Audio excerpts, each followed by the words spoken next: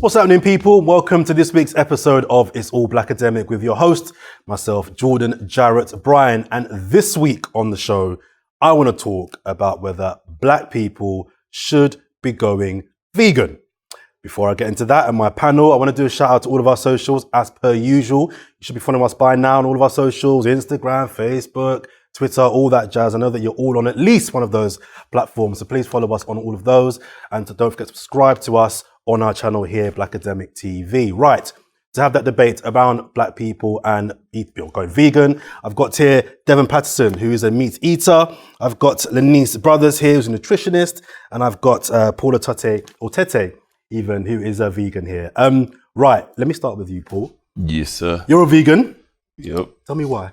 Why? Do you know, about 7 years ago, I just started, I guess, asking a lot of questions, right? A lot of questions health-wise, why do a lot of things happen to my brothers and sisters, you know, from diabetes to cancers. And I guess the conclusion that I made at that time was, you know, food has a factor in that. And based on the information I had, I literally decided to cut everything out. That was about 7 years ago. At that point, I didn't really know what veganism was. I didn't know plant-based. I didn't know any of these titles. It was only maybe after 3 years of actually living like that. It's like people go, oh, you're vegan. I'm like, nah, I used to call myself Dungotarian. It's like my own thing. And then I pretty much just kind of carried on. Where did that come from? So like my platform, or before I went vegan, I used to kind of share health videos online, like YouTube pull-ups, dips and stuff like that. And the platform's called Dungo Book. Okay, right? Okay. So it's like the way of the Dungo is Dungotarian, basically. I like that. It's different. Yeah. Okay, let me come to you, Devin, now. You're not vegan, you eat meat. Yeah. Is turning vegan and that dietary change in your lifestyle, would that be something that you would ever consider doing? No, I can't say it's not something that I would never consider doing. But going back to your original question in terms of, is it something that black people should do as a collective community? No, quite honestly. Going back to what it is, veganism, and the way it's been constructed over time. Roger Crabb, 1644, Charles Watson, 1944, coined the phrase, veganism. Reflectively, as a culture, as a people, I'd like to be doing something that my people was doing back in the day. It's not something that's tethered to our people. It's not the dietary parameters that we used to eat. It isn't. So it's not reflective of that. So as that being the main driver, a collective people, as black people, to take on a dietary pattern that's reflective of other people, it doesn't make sense. As an individual, that's a totally different question. As an individual, you are entitled to do whatever's best for your body. So if it's best for your body to maybe cut out fish or to cut out certain meats, that's fine. That makes sense. But what's dangerous is to use the black community as a vehicle to drive a message. That's dangerous. And there's a reason why, in America now, it's gone from 3 million people in the last 3 years, 3 million vegans, to now 20 million. There's a massive growth worldwide. It's like 300 million now. There's a reason for that, and the reason is industry, and the reason is there's fads and there's trends, and those things happen. So if we, as a black community, who I believe are the gatekeepers of what is cool, we're the gatekeepers of what's trendy. We usually say what happens and what direction to. Yeah, it's just the way we are in terms of the fashion industry, in terms of clothing, in terms of music. We've always been the main drivers of what is cool and acceptable to do. If we then take that on, we need to take responsibility for something that wasn't created by us. So we need to sort of think about that, I believe. Lenice, A, do you agree? And B, I take Devin's point that as a homogenous group of people, the question's a little bit kind of inflammatory, of course. But are our bodies any different medically to anybody else's? That means that diet is something that we need to do more than anybody else? I think, there's the whole point of bio-individuality where you have, as you say, what's best for your body and you need to listen to your body. And that's very much what I do with my clients. I think there are kind of social and economic issues that we need to think about where, there's an access issue with some communities, some Black communities where they just can't get the fresh foods. There's a time issue. There's a budgetary issue. So it is a privilege to be able to pick and choose the diet that you want to go to. For some people, they just need food, and whatever food they can get, they will eat. With regards to whether or not we can say that all Black people should go vegan, I think, it's a very controversial, provocative question. Yeah, that's what I do. Yeah. But I think, there are communities within the Black community that are historically vegan. So you have the Wagstafarians, historically vegan. You have the... So on that, because I was going to come to that later on, but I'm glad you mentioned that. Our Rastas, are they just thinking, hang on a minute, we've been doing this for a hot minute, but this isn't, does that binds Devin's point that this is maybe just potentially a trendy fad that's come about? I think, that's a really good point.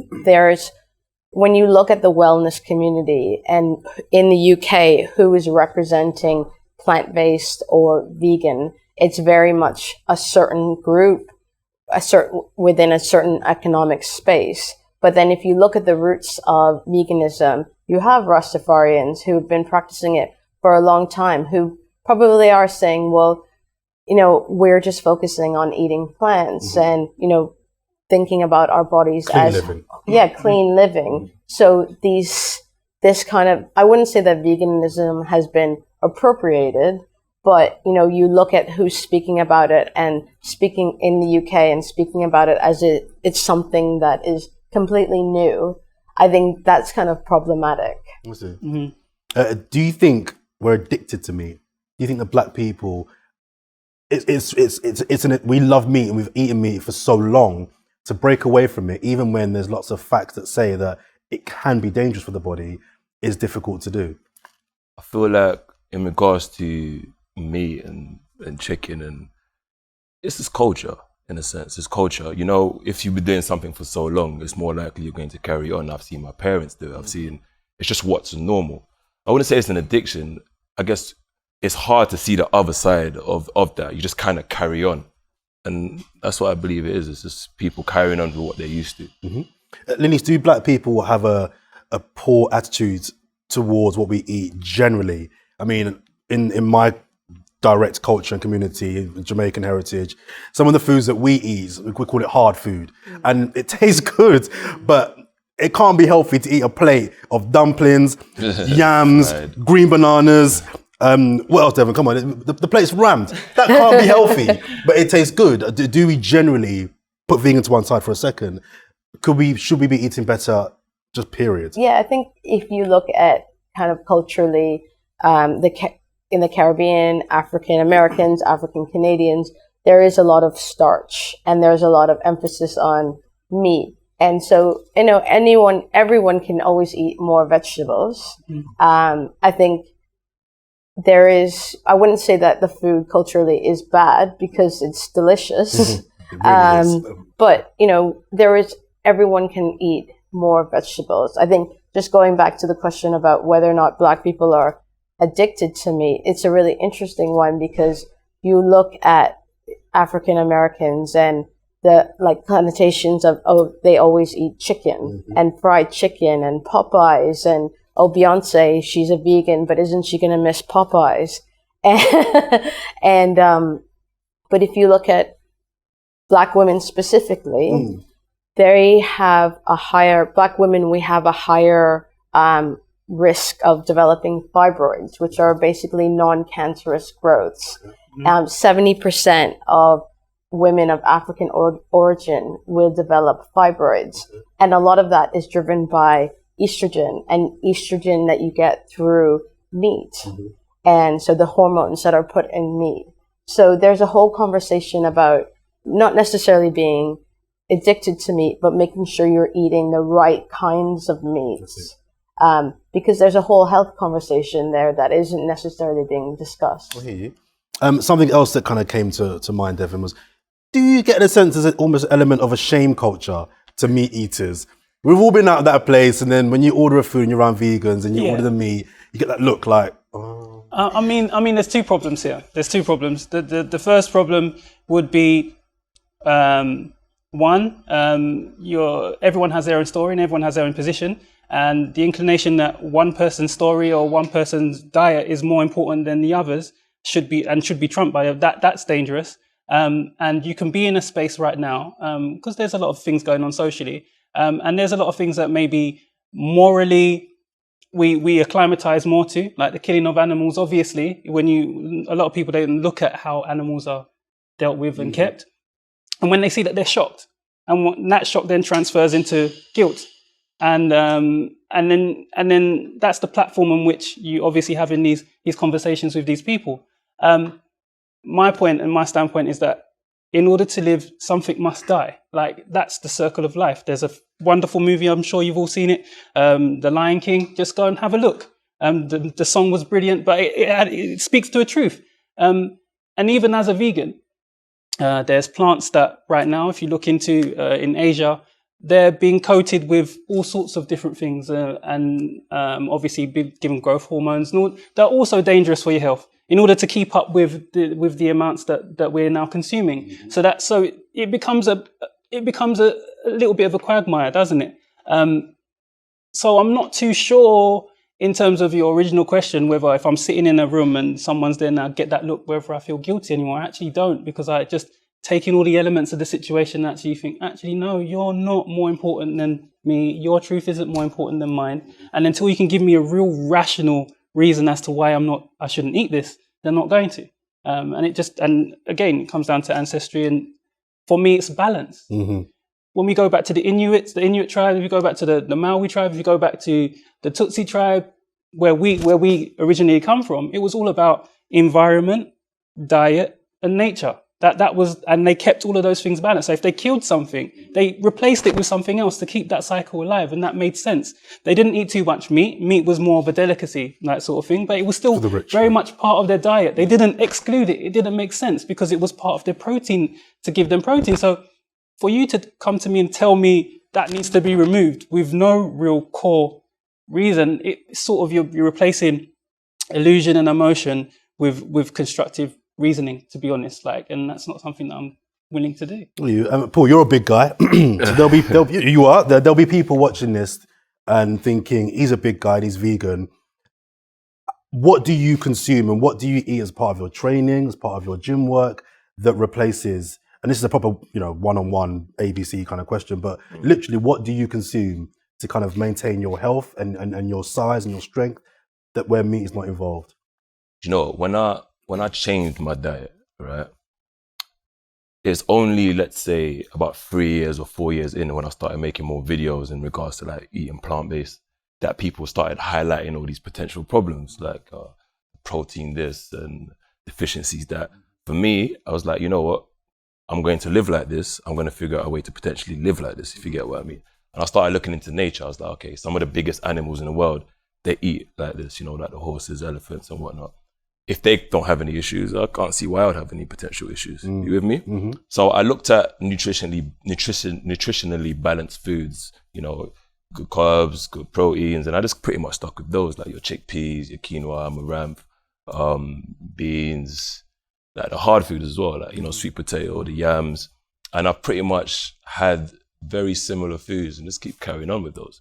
Do you think your body that you've developed now, do you think you could have got to that state from your childhood years, teen years, not eating meat, and have still got to the same physical stature without meat? Do you think that's a possibility? I'm under no illusion that would have been the case, 100%. Okay. The thing is, obviously I was chubby, I trained a little while before I actually changed my diet. And in that space, I've seen the differences between how I am now and how I was then. Like, I'm in the best shape of my life. I'm the strongest I've been in my life, and a lot more than other people. A lot of people come to me and take elements of what I do and apply it to their own life. You see me, like, people are different. Like, I've never actually said to someone, you should go vegan or you should go plant-based. I believe that if somebody said that to me, I would have told them where to jog, you know what I mean? Because I love different foods like the rest of people. So like my ideology and how I show people is like I live my life in a certain way, and then it's all about balance for some. Like you can take little bits, like some people take the chickpeas, you know, they eat that part of it, or they take the lentils and they see the benefits, then ask the right questions like, hey, you know what, maybe I could add this part to my life, and that might lead you to go vegan, it might not, but as you spoke about, that the balance for me is key, you know. Me, I don't do anything 50-50. If I'm doing it, I'm going kind of all the way with my direction. And based on the information that I've learned, and I feel like you should question your beliefs regularly. Like even if you are vegan, you shouldn't be doing it because, you know, there's a crew behind you. Like I was doing it when it was just me. You know, before I knew what it was, people were like, oh, you don't eat meat. Mm-hmm. You know what I mean? Laughing at that, man, yeah. So you should always question your beliefs, but also, you know, figure out what works for you. You know, as you said, like people are different. It's all about that balance. So how far, you said you don't do anything half-heartedly, how far do you take being a vegan? Is it beyond what you eat? Do you know what it is like? There's obviously the difference between plant-based and vegan, right?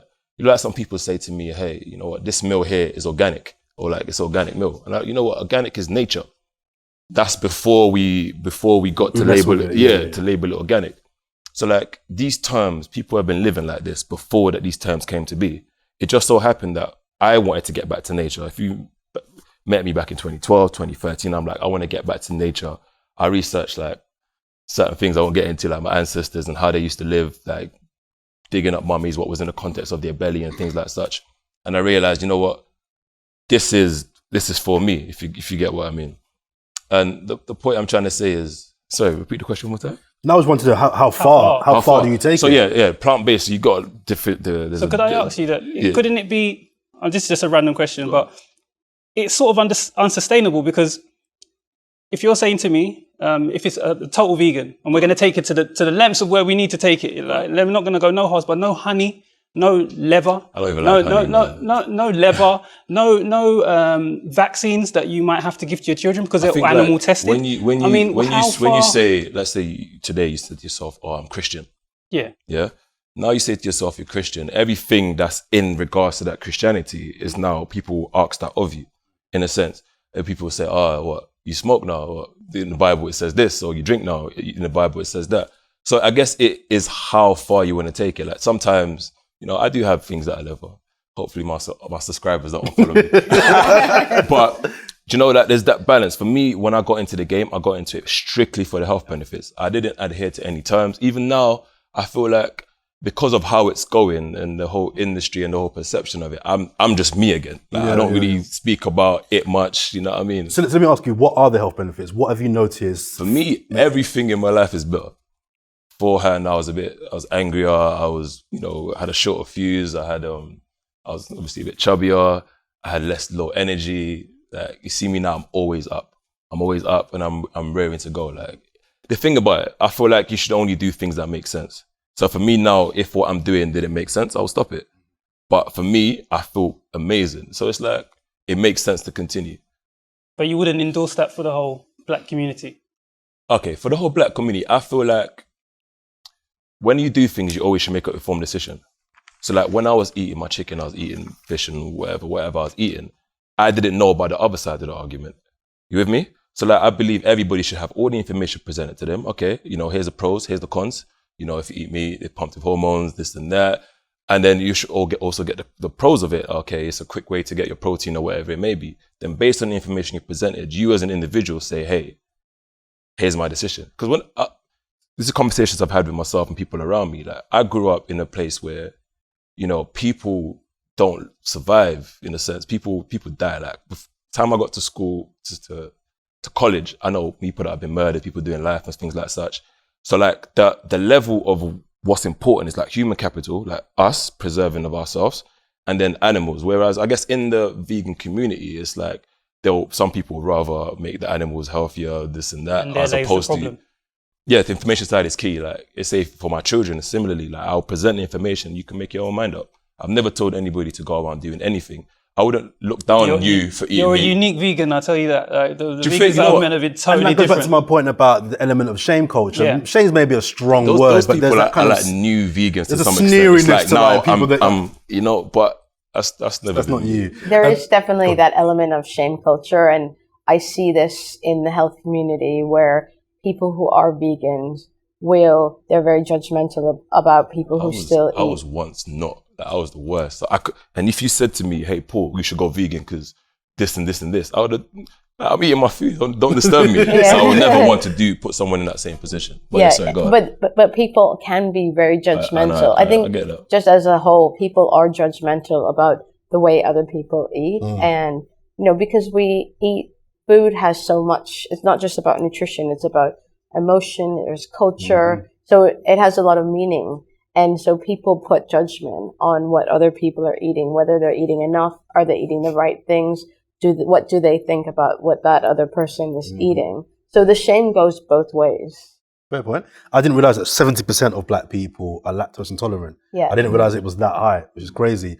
Should that tell black people that there are certain foods and certain chemicals, ingredients that just aren't good for the majority of our bodies, and therefore the vegan diet is something that even if you don't turn vegan, you should seriously question what you're eating and consuming? I think, the wider point that people need to think about what they're putting in their body is a really important one. You touched on chemicals and hormones that are put into the food, and it has an effect on us. You said you were angry, you weren't getting enough nutrients. As soon as you put the right things in your body, whether it's meat or vegetables, it will make a difference. That's why a lot of people who do go vegetarian or vegan, they do feel better in the short term if they plan it well.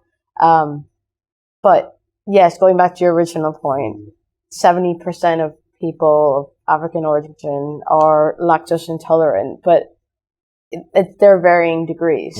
Some people, they can have a little milk, they can have a little cheese. It's all dependent on it. But you need to do your research. You need to figure out your body. Yeah, exactly. And I add to that as well. It's just we need to get to an understanding of how as a people we got to such a large amount of people within our community being lactose intolerant or having these heart diseases. We were slaves up until about 1833. That's about 100 or so years. We were reared like cattle. Our DNA didn't move across the globe as the rest of the species did.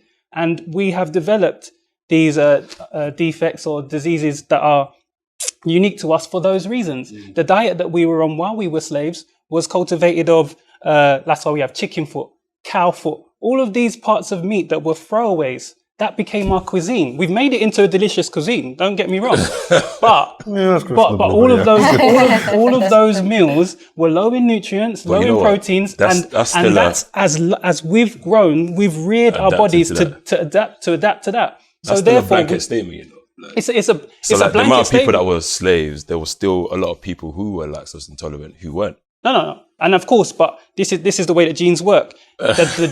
Your gene pool have a problem, and over time, put it this way. So where are you from? What country? In Caribbean. So the issues, let's say, going back, or even going forward, let's say it's a gene pool, let's say in a African village, right? And let's say the gene pool in the Caribbean. Let's say if some issues are have similar traits, like the lactose intolerance, would you still be of the same belief that because of how we've lived over the last 400 years, that some of these problems? No, I would put that to a larger picture, the picture of evolution and the picture of the way that your body delivers and deals with problems. Okay. Your body as a whole, over the generations, has been delivered many diseases, many problems. And what it does is, over time, it's given that problem, and with your DNA and with all of the proteins within that body, generations will die, fine. But over time, that body will produce the immune system and the organs that it needs to deal with that problem. What I'm saying is, whilst in slavery, we weren't allowed that position. We weren't allowed the amount of people to have enough of it to deliver that function.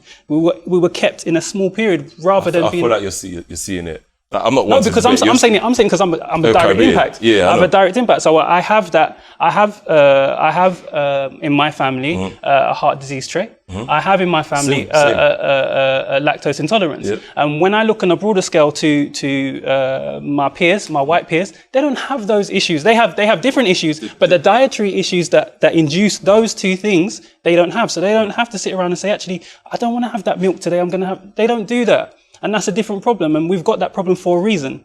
I've just got to wrap up very briefly. Just finally, what would your advice be to people who maybe are kind of, they've heard the fashionable, the term vegan kind of floated around. Yeah. What would your advice as a nutritionist be to Black people in particular, beyond, work towards a more balanced diet? I'd say everyone can eat more vegetables. That's something that everyone can do. And should do, would you say? Should do.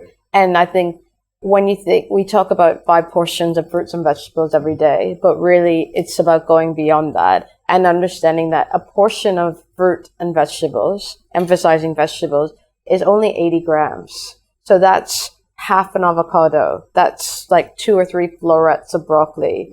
That's 4 tablespoons of kale. So when you break it down, it's not that much. And I think one of the biggest issues is that people are intimidated by vegetables, and that if you're trying to figure out the best way to eat, the biggest thing is just to add in more vegetables, and then think about the quality of the food that you eat. If you want to eat meat, just eat the highest quality that you can afford. Dairy, eggs, highest quality. Okay, that's brilliant. Guys, that was great. Thanks for your time. Thank you very much.